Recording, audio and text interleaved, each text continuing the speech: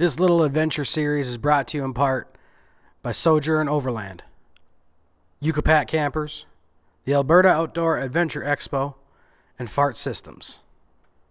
Come on, Zeus. I think we made it. Oh man, that was a long go. Interesting.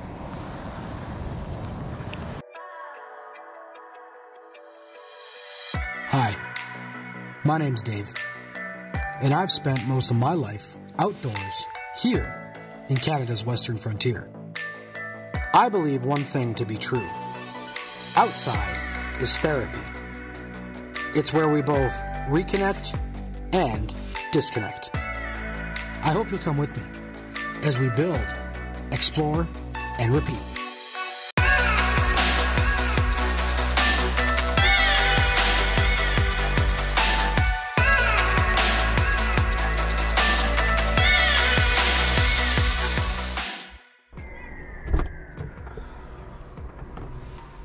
Alright guys, so there ain't no time for a shakedown run. It's Monday today, it's 8:30 at night, and we leave at 4:30 in the morning on Tuesday. So we're packed and loaded. What we have right now is what we're going with. What I am doing right now is just cleaning up my cockpit. I'm just organizing cables for navigation devices and making sure that any charging cables that I'm gonna need or feel like I'm gonna be reaching for, making sure they're already here in the cockpit so I'm not scrambling around the cab trying to find what I need. Okay, I'll see you guys in, I have to count now, 6.5 hours? I most definitely edited that to make it seem like it didn't take me that long to say that.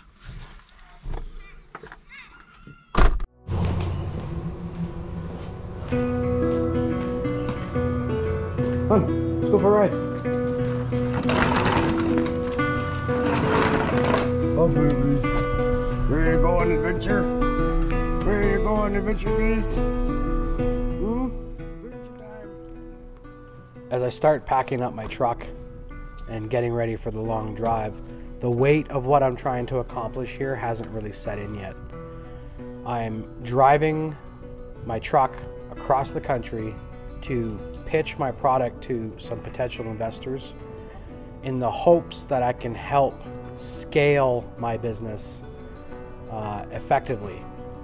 I don't know what I'm doing, and all the preparation that goes into something like this, I think I've done the best that I can, and now we're really seeing where the cards land, and as fate would have it, I think I'm in store for a pretty epic adventure.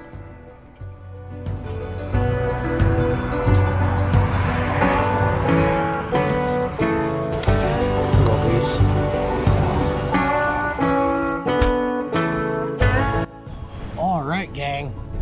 Well, we've made it to the location that I had picked out on the map. It's only 1 o'clock. We made really good time, so I think I'm gonna push it and go further east. Oh no.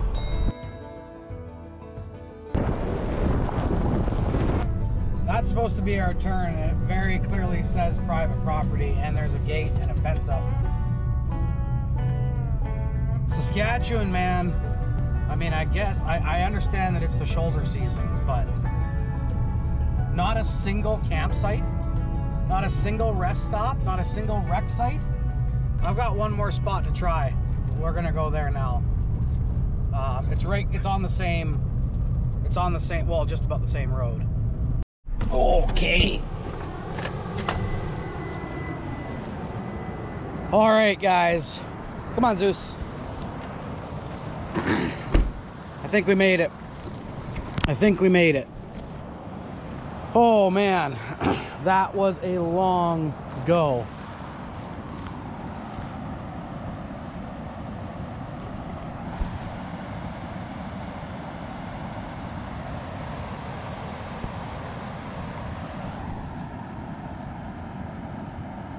Huh. Interesting. Oh, well, let's pop up the camper and have a beer, because hot damn, man. What do we got here? You got fish bait. People fish here. That's good. All right.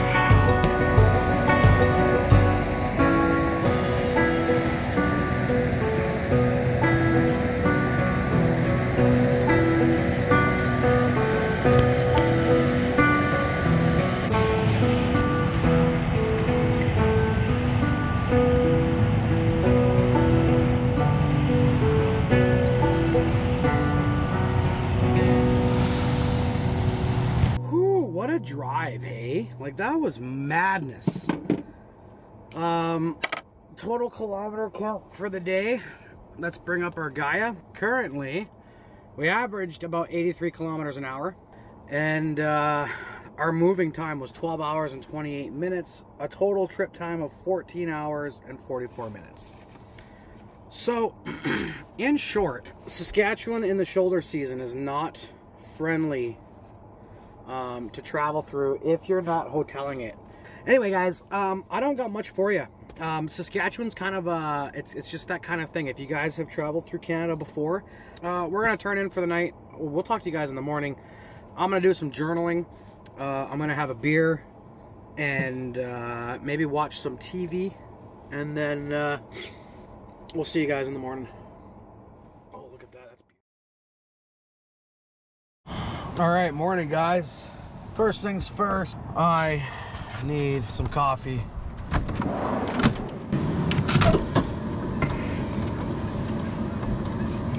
Let me tell you guys, this is nifty. Nifty, nifty.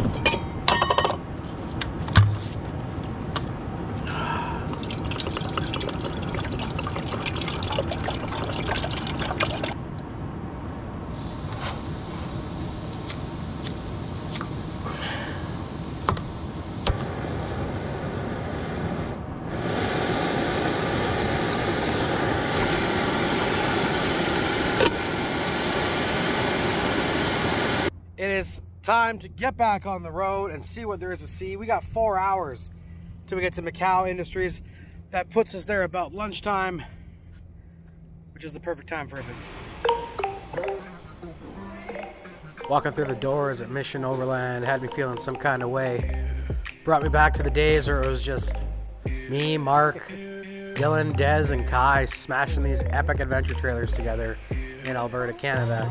And now I was here to visit while I'm on my own. My next adventure, seeing how far they'd come, brought me back. Brought me back. There's some work going on in there. Lots of parts. But we missed Mark. We're gonna go meet up with him now. He had a prior engagement, we'll call it. So, let's go see Mark. All right. Whew. Oh, I didn't film any of that. I just love my friends. And I love it when they do well for themselves. And I hope you do well for yourself as well. Marie, Mark, thanks for taking time out of your day to spend it with me. Wish you all the best. It's 4:30. We gotta go.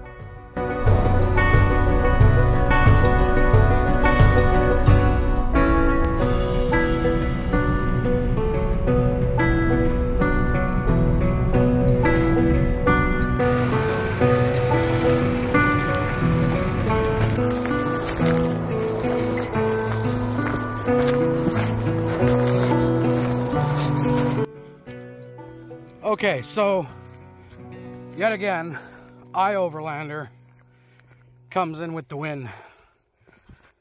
Pulled off the Trans-Canada. You can actually hear it behind me. Pulled off the Trans-Canada into an Overlander spot. And then I saw this road that kind of goes off into the middle of the forest. And I do want to be as deep as I can, just for my own my own mental state. So I've been walking now for 5 minutes. It's a pretty interesting little road here. Pretty narrow, but definitely the truck would definitely fit through here. What I'm doing is just scouting the trail before I hit it with my truck and see if there's a wide spot somewhere here that I can stay. Hey, if you ever see stuff like this, a random strip cleared through the forest, this is what's called a right-of-way. So beneath the ground here, any access road is actually supposed to have a marker. This is probably considered a closed road, which is why they don't have a marker. But any reasonable access to the right-of-way is supposed to have a marker before you enter that. Beneath the ground here, there are services, pipelines, natural gas, water, electricity, probably not fiber. But you can see this must be driven by quads fairly regularly, because you can see the difference between these tread paths and the snowpack. So the snowpack would have heaved all this down. There you go, now you can see it. It would have heaved all this down, but this is lower. So even recently there's been quads that have come through here. Man, it feels good to just move. Before we get back to camp, you see how there's soil turned up here? And there's actually tread marks here. So there's a tread mark here, here, and here. It's on a narrow track. This is a dirt bike.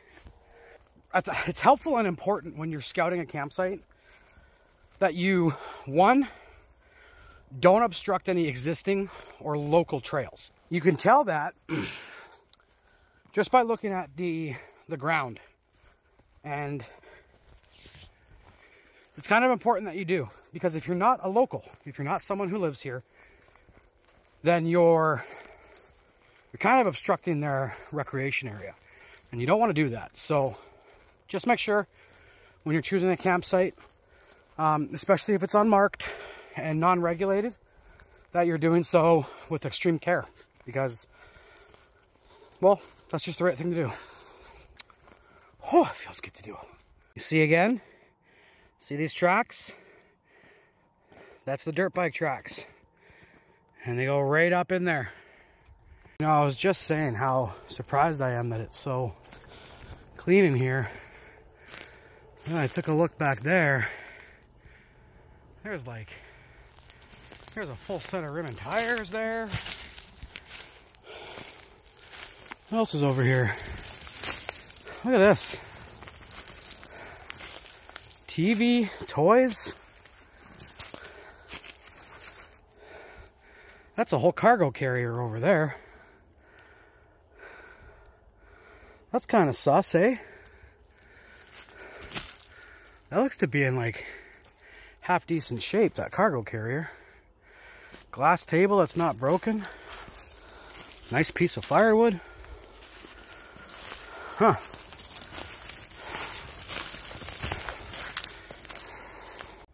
Whew, you know, there's so much, you know, for a guy who's on the internet a lot, I sure don't know how to present myself accordingly.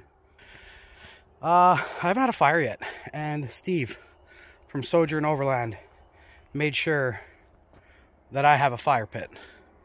However, I kind of want to keep it new for the Dragon's Den. But I'm in a nice big gravel pit, so I might have to do it. There's lots of available firewood around. And I've got my maple made bush pike as well. So any deadfall, any dead standing or deadfall is fair game. So let's see if we can make a little one. Okay, so this is what we're gonna do. We're gonna stay on the sand. We're gonna take this guy. this hunk, and this hunk. Oh, we got 4 out of that guy. So then what we'll do is this instead. This will be our base of our fire. This will be the outer ring of our fire. And then we'll feed it with the little fire that we have. There's enough here for probably about an hour's worth of a fire. And then as the fire starts to die down, we'll just start feeding it the ring. So fast.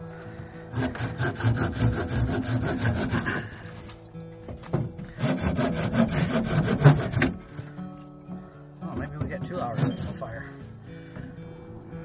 Hope this isn't some sort of like terrible bad juju foreshadowing. All right, guys, that's fire. Let that build up. Then I'm gonna light up a lefty because today's driving through Winnipeg stressed me out. Man, Saskatchewan, Ontario, you got some monster mosquitoes here. I think we're not by water, eh? All right.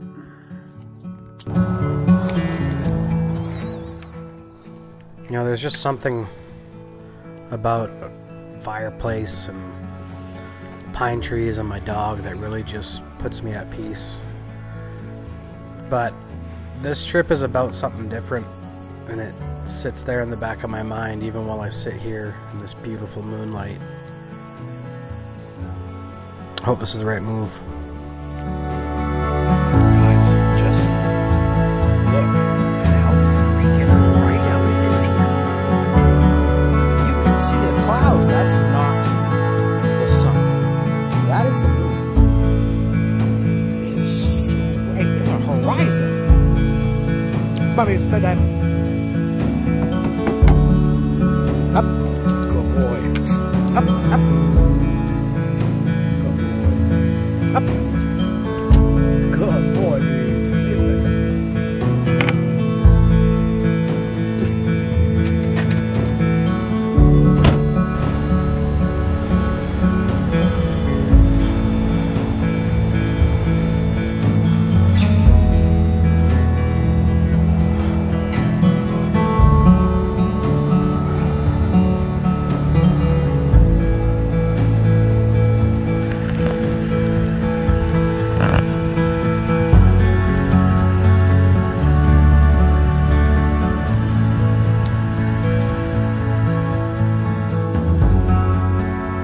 Don't be a hoser, eh? Hit that like and subscribe button.